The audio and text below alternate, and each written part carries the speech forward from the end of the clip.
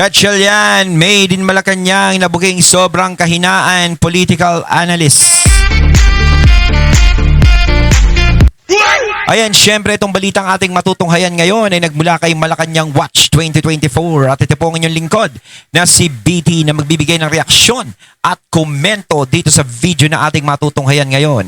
At wag na natin pagtagalin at sabay-sabay na nating panoorin ang laman ng video na hatid sa atin ni Malacanang Watch 2024 at bibigyan natin ng reaksyon ang balitang ito. Pasok! Ng reaction opinion itong post ni Kitty Chu. Ayan, syempre bago natin simulan ng video ito, nais ko nga pala magbigay ng credits dito sa boses at video na matutunghayan natin ngayon at bibigyan ng reaksyon walang iba kundi si General Macanas. Syempre huwag niyong kalimutang suportahan ang channel ni General Macanas. Mga katunay, pakibisita po yan. At huwag niyong kalimutang mag-subscribe at mag-follow para maging updated po kayo sa mga vlogs, reactions at sa mga balita na hinahatid sa atin ni General Macanas. Ayan po yung The General's Viewpoint. Ipagpatuloy natin. Dear Win Gatchalian, Dear. let's talk about your performance yesterday. Sana ma-realize mo, wala kang leadership skills. Sakit naman nun. Mahinang leader si Gatchalian. Yan ang sinasabi ni Pipi Chow. Bakit? Saysay natin. Sabi mo sa Senate, work from home. Ako, nung mabasa ko yung memorandum signed by Senate Pro Tempore Gatchalian, work from home. Nako, sabi ko, delikado ito. Hindi matutuloy ang Blue Ribbon hearing kasi may utos ang bagong leader ng Senado, Gatchalian, work from home. Wala. Kumbaga, wala So yun ang unang battleground yesterday. Kung susundin ba ng Senate employees si Gatchalian. Nag-utos din si SP Cayetano, tuloy ang hearing. So, anong nangyari? Ito, daming pumasok. So, sino ang mas pinapaniwalaan ng mga Senate personnel? Gatchalian or Cayetano? Kayo na ang humusga. Ang daming pumasok. Hindi, syempre, sa dating na yan, kaya natuloy yung Blue Ribbon hearing, kahit pa paano, si SP Alan pa rin ang siyang pinaniniwalaan. Kung tutusin naman, talagang siya naman talaga kasi hindi naman talaga pa nila nakukuha yung boto. Ngayon, kung may babaliktad uli kila Senator Alan, siguro maaaring makuha na nila yun. Diba? May nababalitaan nga ako Maraming nagpo-post din ngayon sa Facebook na si Senator Joel Villanueva naman ang hinihikayat na lumipat. Diba? Na iwan sila Senator Alan. Diba? May mga ganun. Ewan natin kay Senator Joel, kung si Senator Joel ay bibigay. Diba? Kung bibigay siya sa mga ganun, na mga nagiging tukso na siya'y bumaliktad, gaya ni Quezon.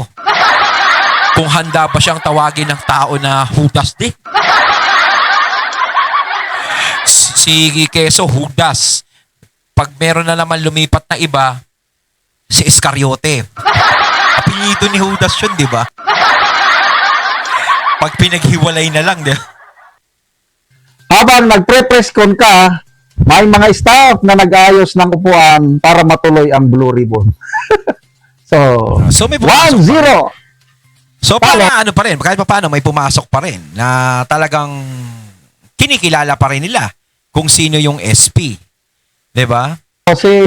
Talo si Gatchalian. Ang galing nitong si Kitty Chu, no? Okay. Sabi mo sa Senate, uwi na ng 10 a.m. Nag-extend yung hearing hanggang hapon. Wala pa rin nakinig sa kanya. 2-0. Nagdire-diretso yung hearing. Cayetano, 2. Kaya Gatchalian, 0. Hindi napigilan Pero may nakita na naman ako, General May nakita na naman ako na ano raw, sabi ni Erwin Tulfo ba yan? Si Erwin Tulfo ba nagsabi nun?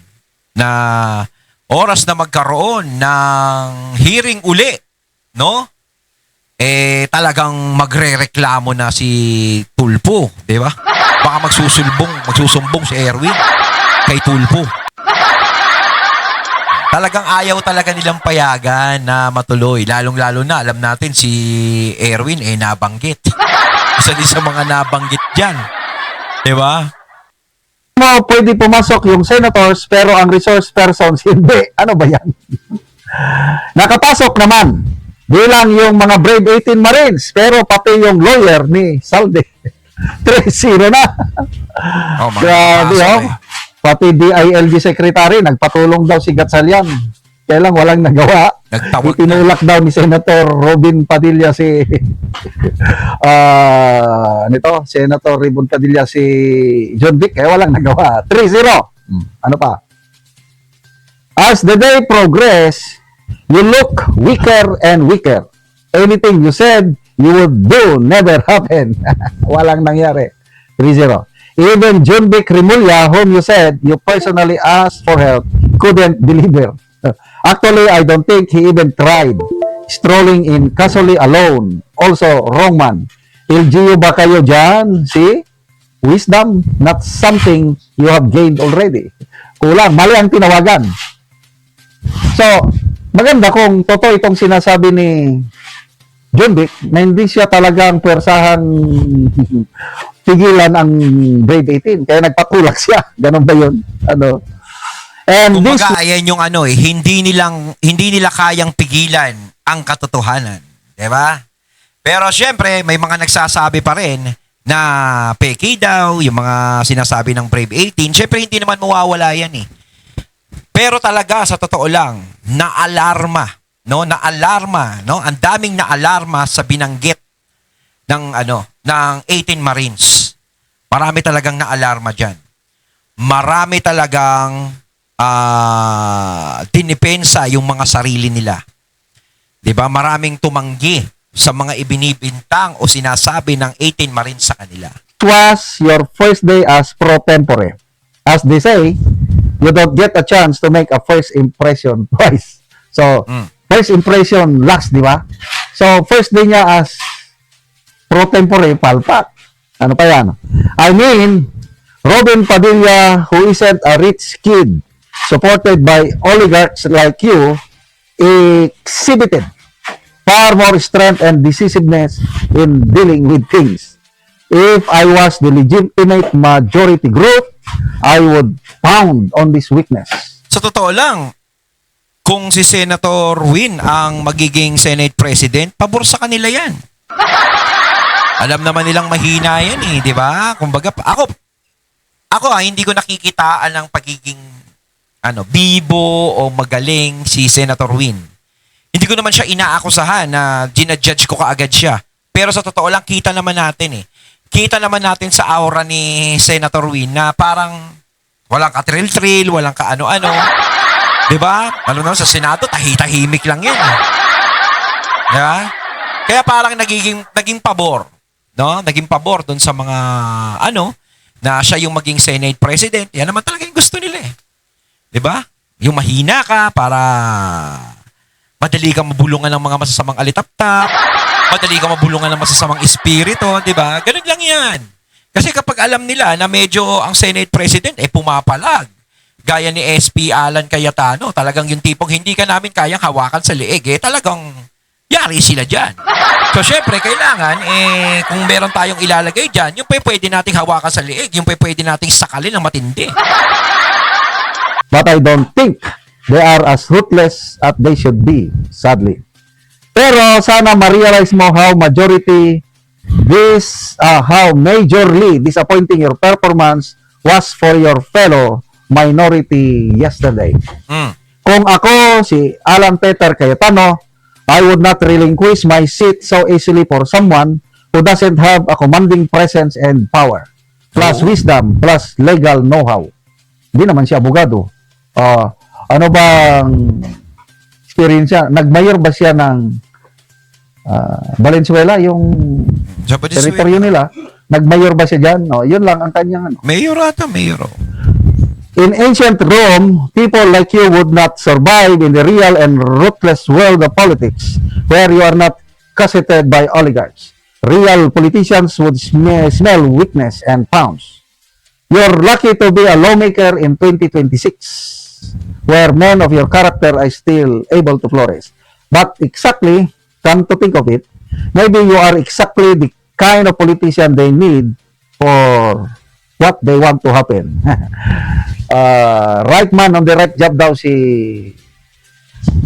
Gatchalian dahil nga mahinang leadership niya. Oo. Ay walang nangyari. Yan talaga Panalong kailangan panalo ang Cayetano Black kahapon. Lahat ng gusto Kung tutusin talaga, yung mga katulad ni Senator Win, ang kailangan nila. Diba? Hindi yung katulad ni Senator Win, ang kailangan ng taong bayan. No, pero sa kanila, kailangan talaga nila yan.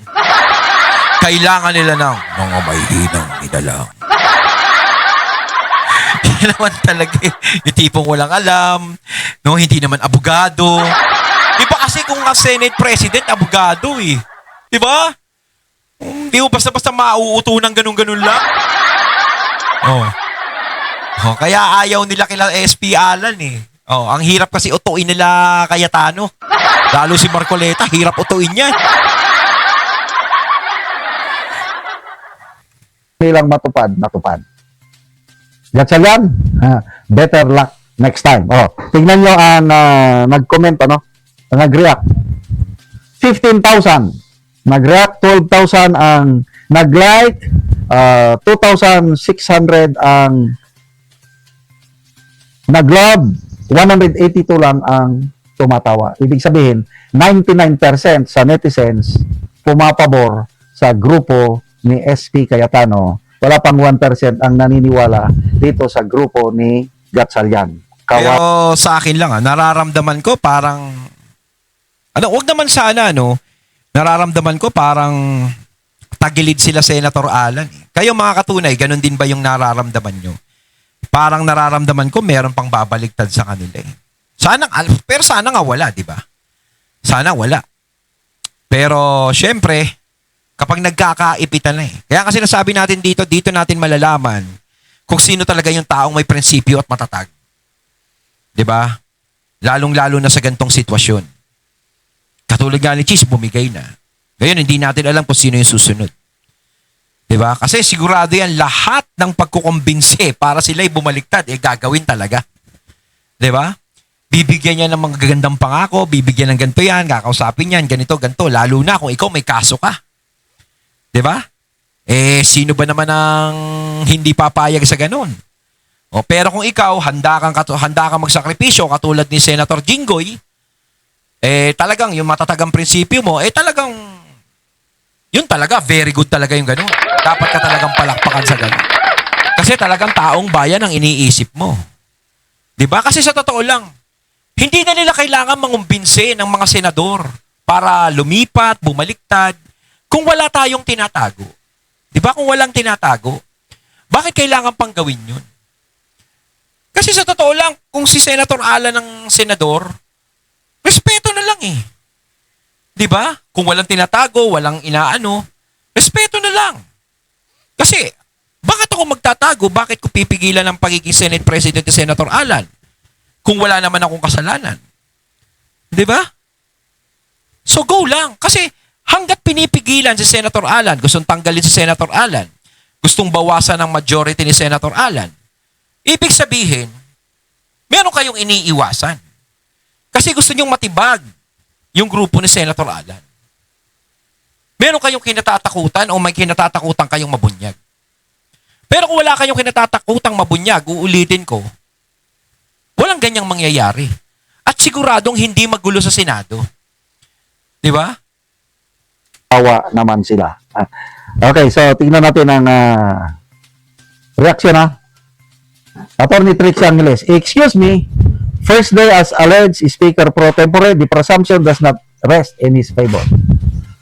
Jaril Kabanayan, it's not because he's weak, it's because APC is strong. Tama, I agree. Very strong ang leadership ni Senator Alan Peter. And he has a lot of wisdom. Yan ang nakita Kita mo naman talaga si Senator Alan, talagang may mga dalang libro eh. Talaga ipapakita niya, pinakita niya, 3 libro talaga. Kulang na rin, isampal sa kanila ni Senator Alan yung libro. sa kanya. Dahil he's a God-fearing man. Ayun, natating nato ngayon ang video na nagbula kay Malacanang Watch 2024 at syempre nato ngayon natin ang boses at video na yun na binigyan natin ng reaksyon na nagbula kay General Macanas. Kayo mga katunay, anong masasabi nyo tungkol dito? Comment lang po kayo sa comment box. So once again, I'm BT and I'm out. Peace.